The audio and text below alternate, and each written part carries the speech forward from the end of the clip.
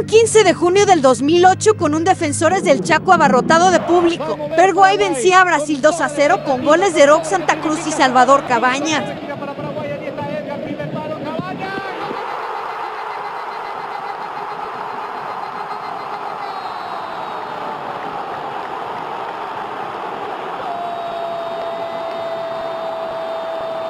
La carga de Paraguay, vamos, qué lindo sería el segundo, vamos Roque, vamos Roque, vamos Roque, allá está Roque, Roque picó dentro del área, está esperando.